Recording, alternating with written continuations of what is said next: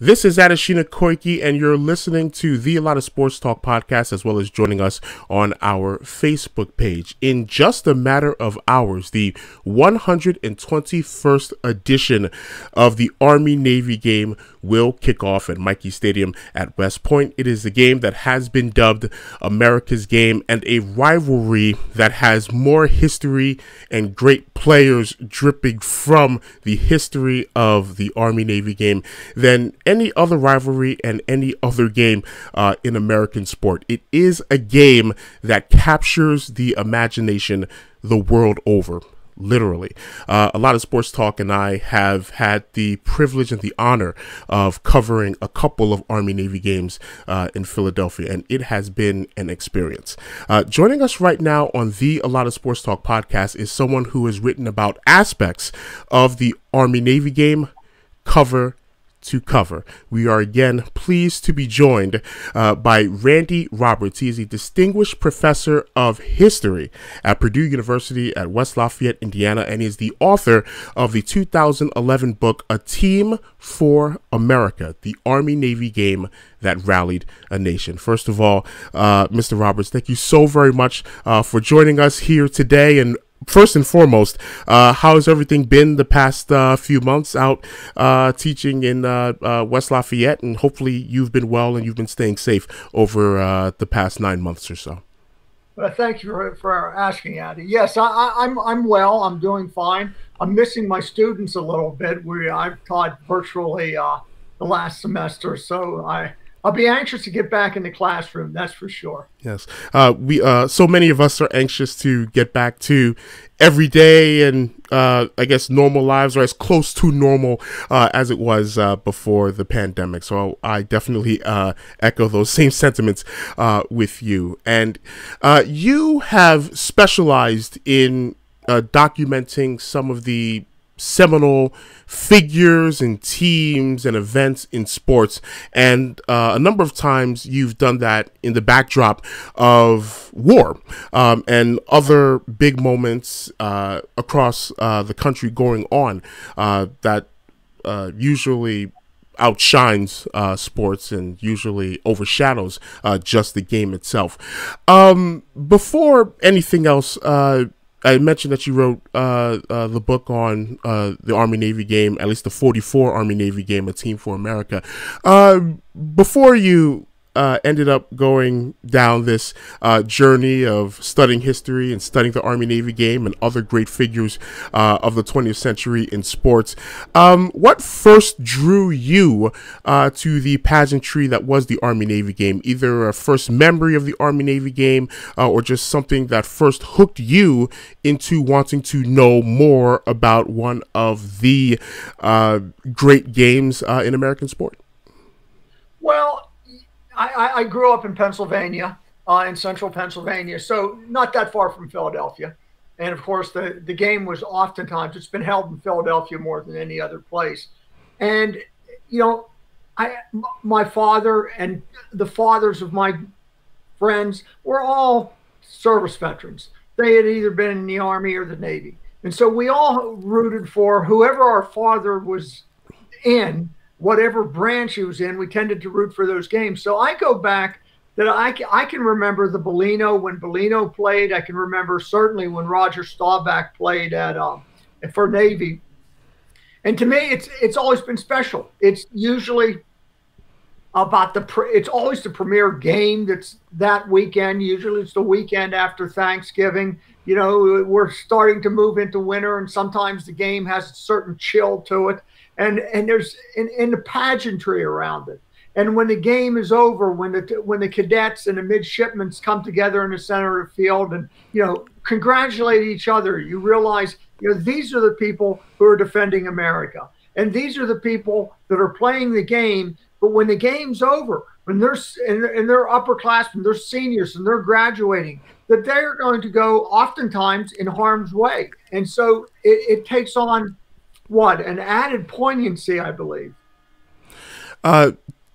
This game, this Saturday, the latest installment of the Army-Navy game, is the first to be played at an academy since 1943. Of course, the pandemic being the main reason that has been the case. Now, 1943, of course, takes us into the middle of World War II.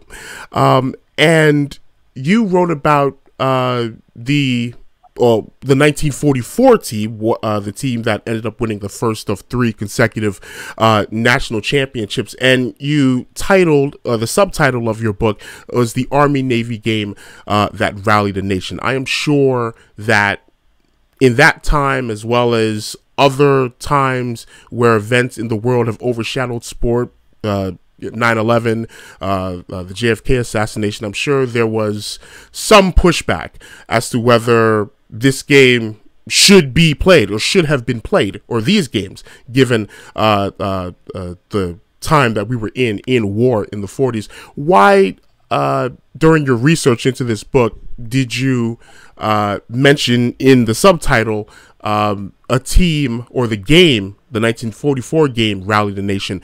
Take me to that moment and those times in 1944, going into the Normandy invasion, going into that 1944 game. Why was that game a game that, to you, rallied a nation? Well, maybe we can go back just a few years. Yep. Excuse me, let me get this. I'm sorry about No that. problem. We can go back a couple years earlier. Remember, we have the 1941 game that's played right before Pearl Harbor. So we're still at peace for the 41 game. Then the question comes up, do we continue to play football during the war? Does Army and Navy continue to play? Does it, and if it does, they play each other. Where should we play the game? How much should we emphasize the game? So the decision was, okay, the academies are going to play football during the war. They're going to play each other, but we're going to have more low-key games. So the 1942 game was in Annapolis, and nobody that lived beyond 10 miles from Annapolis could go. The idea is that we have to show that we're conserving rubber, we're conserving gasoline, we're doing this for the war effort. So it's a very small game. 1943, then, it's played up in Michie Stadium. That's the last time it was played up in Michie Stadium. And it was also a low-key affair. As a matter of fact, in that 43 game, the midshipmen were not permitted to go to the game. So what the Army did, what the cadets did, is they divided up regiments. Okay, and one regiment was allowed to root for Army and do Army cheers and Army songs, and and just go all out for Army. But the other half, the other regiment, the first regiment had to learn Navy cheers and root for Navy in the game. So I mean, there must have been some divided loyalty going on. Okay, so you have small game in 1942, small game in 1943. Then we go into 1944. In 1944, we're coming up to the game, a couple weeks before the game, and we've got number 1 versus number 2 in the nation. These are number 1 ranked team, Army, and number 2 ranked team, Navy, facing each other in the last game of the season. It is going to be for the national championship. Okay, rarely do you get number 1 and number 2 playing each other before what we do now for the national championship. So that's exceptional. You've got the greatest players in America. Of the 11 All-Americans, and remember, players went both ways back then. Of the 11 All-Americans, 7 of them played in the Army-Navy game. And it's such a big game. And in America, and people are saying, we can't send it back to Annapolis before a small crowd. We have to play this as a big game. And it becomes a real political football. And there's also a sense that we're going to win the war. That the war is winding down. We've landed on the beaches of Normandy. Just about the time that the cadets and the midshipmen and the players start to practice, we have D-Day. And so D-Day is taking place. We've broken off of the beaches with Operation Cobra. We've had some success with Operation Market Garden, though not complete success. And we're moving towards Germany. This is before the Battle of the Bulge, remember. The Battle of the Bulge kind of puts a stop to everything. but there's a sense that let's return America to what America was. And nothing symbolized America more dramatically than this big Army-Navy game that engaged the entire nation. And it was just a wonderful affair. So in 1944, they decided, okay, we're playing the big game. It was a decision made by the president and the administration of FDR. We're playing the big game. We're going to play it in Baltimore. The cadets came down the Hudson, went into the Atlantic, and took the cadets to Baltimore, where they docked and marched to the stadium. It was a bitterly cold day, 1 versus 2. It was a game that was listened to all over the world. We had soldiers they're in Bastogne, close, before the Battle of the Bulge, and they're listening to the game on short-wave radios. We have troops on the beaches of Leyte fighting in the Philippines, and it's early in the morning, and they're listening to it. They're listening to it on the boats at sea. I mean, here is a game being played by boys who are going to be men, who are going to be soldiers, and it's listened to by soldiers probably wishing they were boys again. It's just touching and just so humbling to hear so much of the backstory going into these certain games, of course, given the backdrop of war. And I know this sounds a little trite, but to hear that regiments at Army had to learn Navy chants, that's blasphemous almost, but of course, the circumstances were right. The circumstances were that that was something that had to be the case to help morale, if more anything else, for the Naval Academy that didn't have any traveling party there. Somebody had to cheer for him. I decide if I can tell you a story. Go ahead. Yes. Of an earlier Army-Navy game in 42, I believe. There were 2 guys that played in 42. One was a guy by the name of Robin Olds, who was an All-American. He was an outstanding football player. He was outstanding at everything. He married a Hollywood starlet. He became a general. He became eventually the commandant of the Air Force Academy. And so he was playing. And also playing in that game, a substitute player was a guy named Henry Romerick. And Henry Romerick and Robin Olds were best friends. They had prepped together before they had gone to West Point, and they were just absolutely devoted friends. One was a great lineman, Robin Olds, All-American. Romerick was not that good.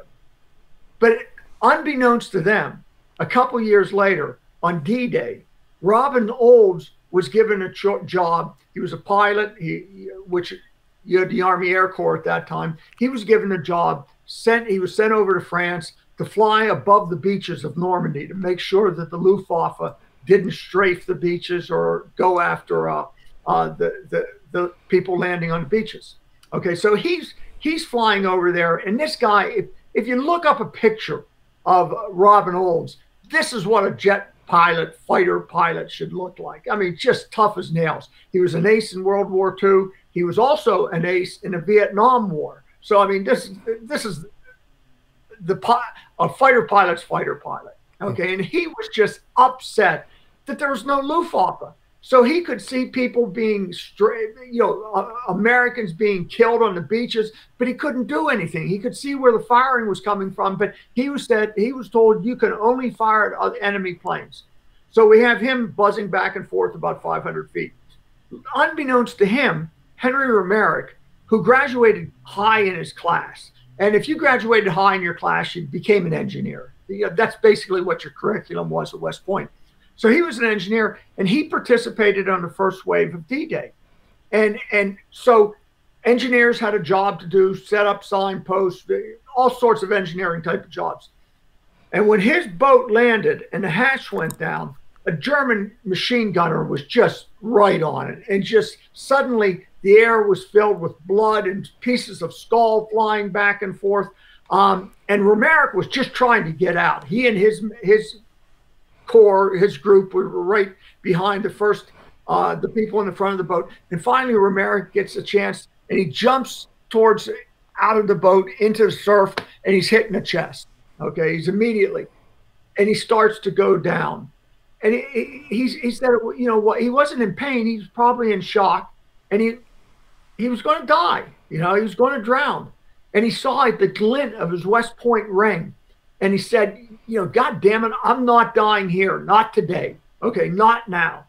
And he goes to he struggles to gets his head above water, and it starts to sink again. A Navy corpsman grabs him, hauls him to a beach, puts him behind some sort of protection, not much of a protection, shoots him full of morphine, okay, for the pain, and then he gives him sulfa tablets, which this is before, you know, they didn't have penicillin, so this is what they use to fight infection. And he says something to him like, look, take one of these for every hour for the next 12 hours. And he goes off. The corpsman's off. He says, I'll be back. He never came back. The corpsman was killed. And Henry Romerick has this fistful of sulfa tablets. He takes all the sulfa tablets, figuring, you know, I'll fight one big attempt to fight off inspection. And he was on that beach, I think it was about 27 hours. Okay, before the next day, somebody saw him and said, are you still alive? And then they shipped him back to England to the hospital. But here we have these two guys. One of them had a bird's eye view of Normandy, of D-Day. The other one sitting, looking at the surf, seeing the troops come in, had kind of a worm's eye view. And here are two football players who participated in the Day of Days.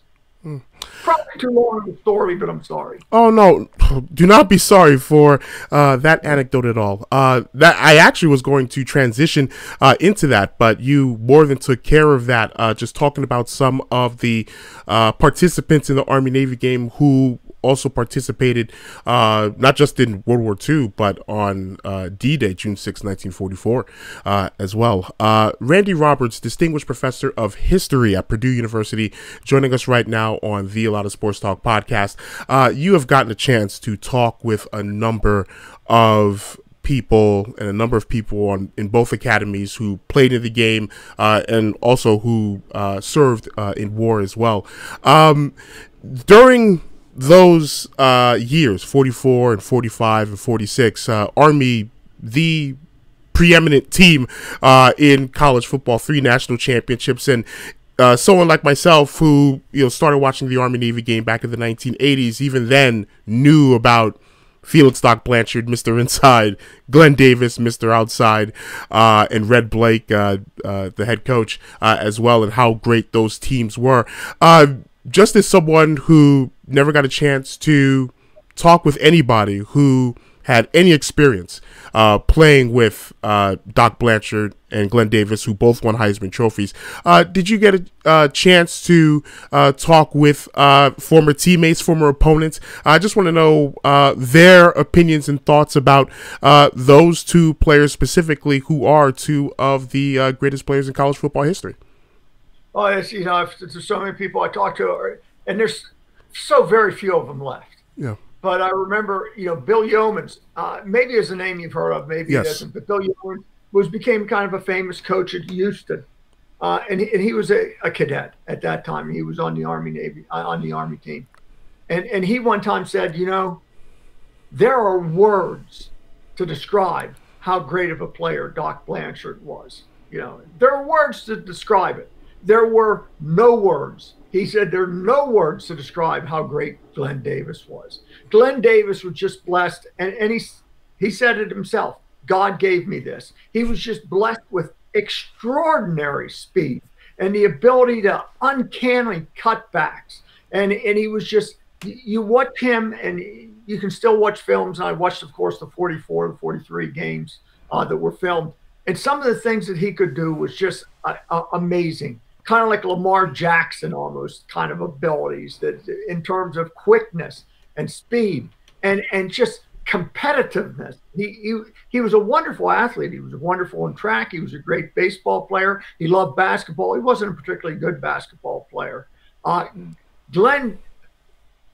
Doc Blanchard, when Notre Dame scouted Doc Blanchard, the scout wrote back to Notre Dame, I've just seen Superman in person. He plays for Army and wears number 37. I think that was Blanchard's 35, I believe, right? 35. 35 and 41, yeah. Yeah, 41. And he wears number 35. Yep.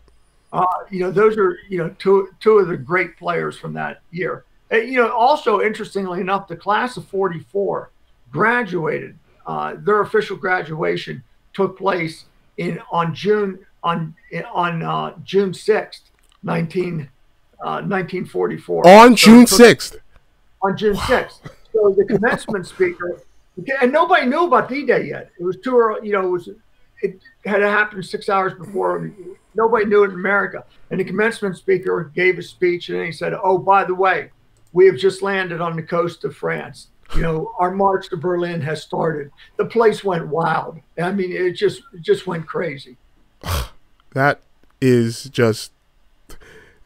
You mentioned Bill Yeoman saying there are no words to describe Glenn Davis. I don't think there are too many words, at least that I have, to describe that speech at Army on the day of the Normandy invasion, June 6, 1944. It's one of those days that you just remember.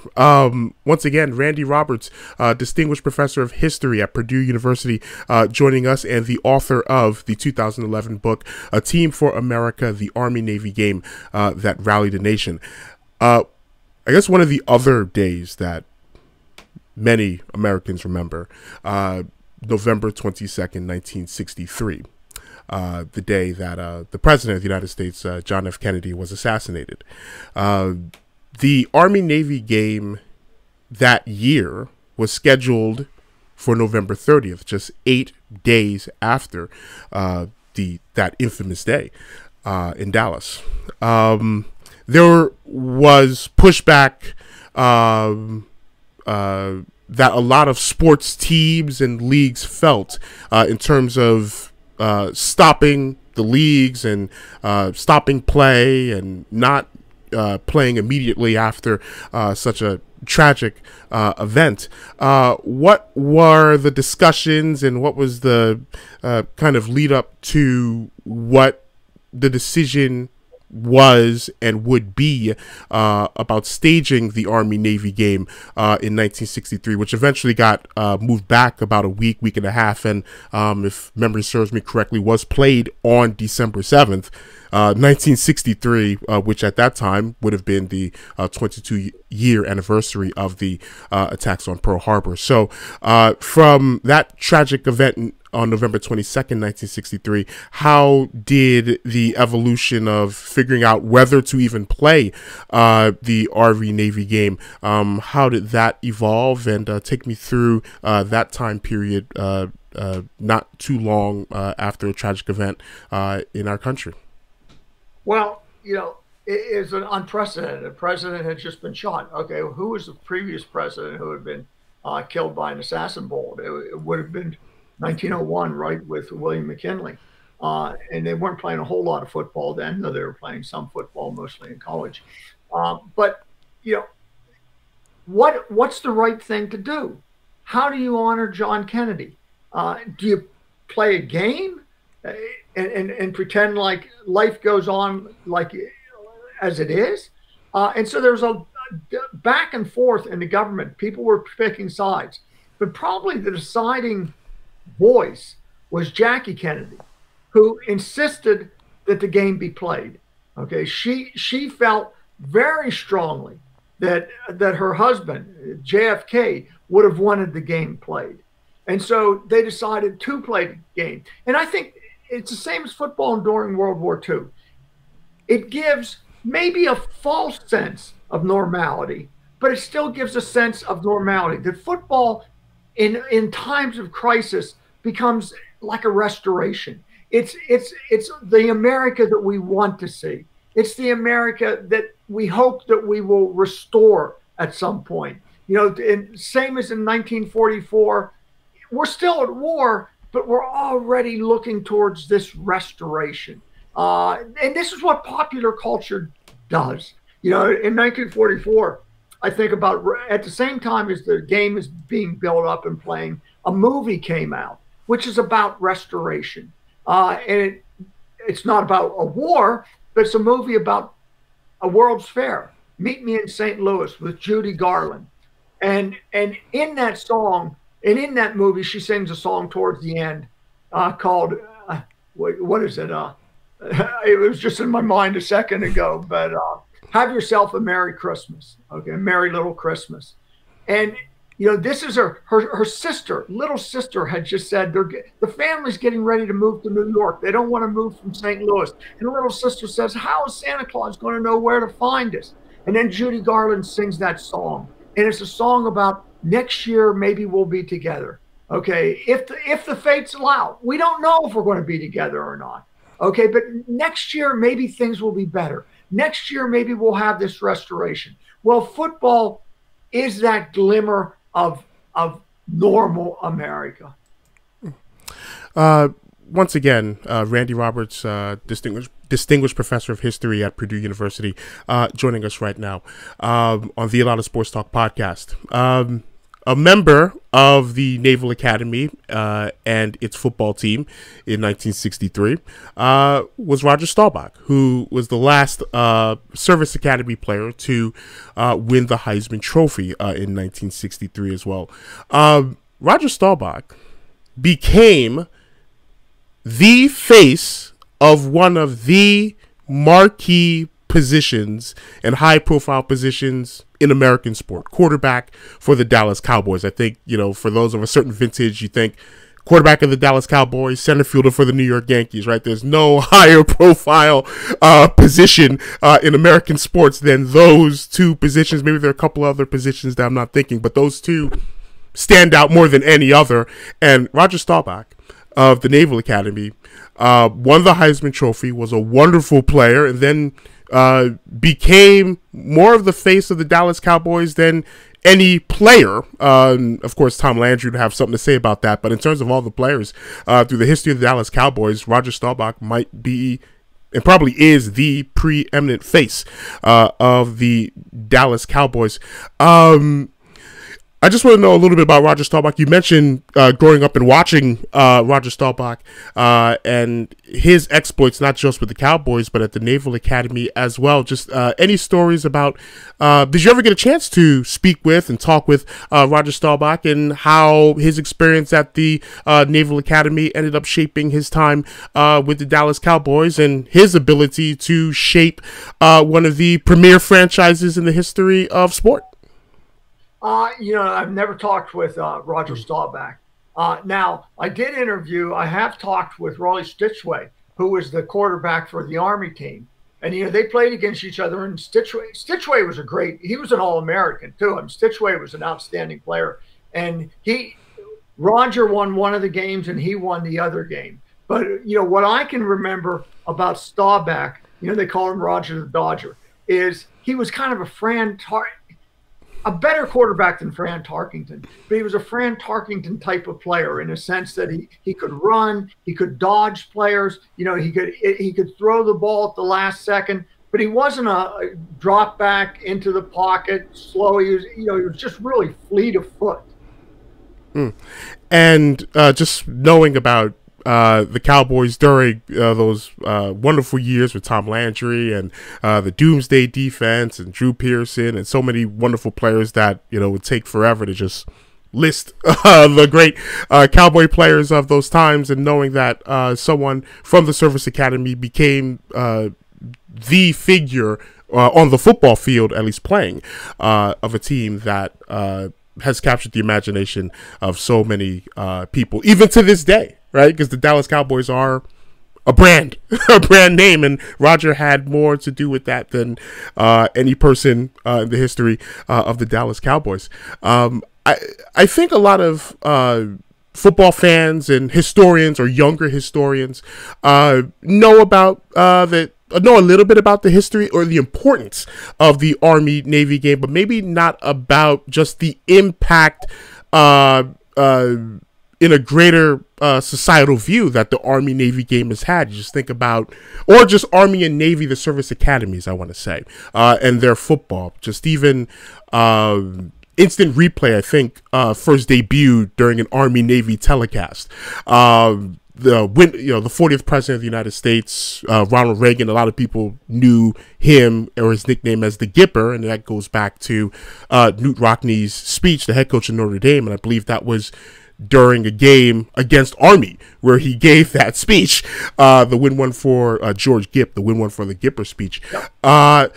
So just what is the legacy of the Army-Navy game? I just want to ask you, what do you think is the legacy of the Army-Navy game, not just in football, but just in society as well, from instant replay to the win one for the Gipper and knowing Ronald Reagan as the Gipper, just the impact of the service academies in American society, let alone, of course, the obvious impact and service that they have provided for civilians in battling overseas? Great question. The service academies are special places. I taught at West Point. I'm a West Point fan, so I should have worn some of the West Point gear. And it's a special place. And off the top of my head, I would say it's the purest college football game played in America. It's the last truly amateur football game. I mean, if you watch Alabama, if you watch and LSU, I'm an LSU Tiger fan. You know that the players that are playing in those games, the best players, as soon as the season's over, they're going to have agents. They're going to go out early. They're not going to stay around for their senior year. Maybe they won't stay around for their junior year. That they are professional athletes in the making. They are professional athletes in everything but name only. When you watch that Army-Navy game, these guys aren't going. A couple will end up in the NFL, but not many. Not many. These guys, they've gone to the academy. They will graduate from the academy. They will overwhelmingly put in their commitment. Many of them will stay in the services. For example, Doc Blanchard. Doc Blanchard spent his career in the Army. He never played professional football. Here's this great player. He retires as a colonel. Glenn Davis played a little professional football, though he hurt himself and he wasn't the player that he used to be. But it's that purity of the game. As I said at the top, we got a chance to cover a couple of Army-Navy games at a lot of Sports Talk 2017. We first covered it, and it had been almost a decade plus that Army had not won the Commander-in-Chief's trophy and beaten Navy, period. And in a winter wonderland, they were able to win. A last-second field goal was missed, and then the Army players are doing snow angels on the field. And I immediately just thought this was and is going to be one of the just memorable games that I've ever gone to. And I've been to a lot of memorable games. How many Army-Navy games have you been able to attend, and is there one that probably stands out, or a couple that stand out from the times that you attended games, if you did attend Army-Navy games? I just as a couple, one when I was younger and one a little bit older. One guy that I'd like to mention that I interviewed, who was one of the best interviews I had. He was a wonderful guy. There were a few. Doug Kenna was unbelievable, who was the quarterback for the Army, 40-14. But a guy named Bob Woods, who Bob went to Annapolis and played in the Army-Navy game at Annapolis in the early 40s, and then flunked out of Annapolis. And then he went to West Point. He enrolled at West Point, and he played in the game for West Point. So he's the only guy, and he just died a year or so ago. He's the only person that actually played in the Army-Navy game for both sides. Wow, that is a piece of information that this sports trivia junkie definitely will look into more and just know more about him, about Bob, just playing for both sides. It's and a nicer man you would never meet in your life. I mean, he was also a great trumpet player, and he's a wonderful guy, just a wonderful, wonderful man. It has been more than a pleasure to talk with you just about this is almost seems like just the tip of the iceberg about Army-Navy and its place in history and the pageantry that is the events. We didn't even get into just singing second, which I guess we'll get into. I know we're a little bit over time, but that's more than okay, because that's another thing that just caught me so much with both sets of players and cadets and midshipmen facing the bands and hearing the alma mater of the team that didn't win first, and then turning and then facing the band of the alma mater, the band of the team that did win. And just singing second is now just part of the lexicon in Army-Navy. Do you have any history or background of either where it started or just your kind of memories of knowing about? I don't know when that started. Although in the 43 game that was in Mikey Stadium that we talked about a second ago, yeah, I can still imagine the Army's band coming in, and they came in playing Anchors Away before they switched to On Brave Old Army Team, which is the Army anthem. Wow. Randy Roberts, distinguished professor of history at Purdue University, and again, the author of A Team for America, the Army-Navy Game That Rallied a Nation, which, if my eyes aren't deceiving me, is in view right behind you in that blue book just to your left ear, for those who are watching it as well. A Team for America, the Army-Navy Game That Rallied a Nation. Again, this almost feels like, and probably is, just the tip of the iceberg in being as comprehensive in talking about everything that is Army-Navy and the importance of the game to college football and America and the world as well. Just so many people listening overseas listening to the game. Randy Roberts, it has been a pleasure to talk with you and interview you about the history of the Army-Navy game and a lot of aspects from it. And I definitely hope you enjoy the 121st edition of the game this week and watching it at Mikey Stadium again. Randy Roberts, thank you so much for joining us. Definitely continue to be well and stay safe. And I definitely hope we get to catch up and do this again very soon. I hope so too. Thank you very much. I enjoyed it. All right.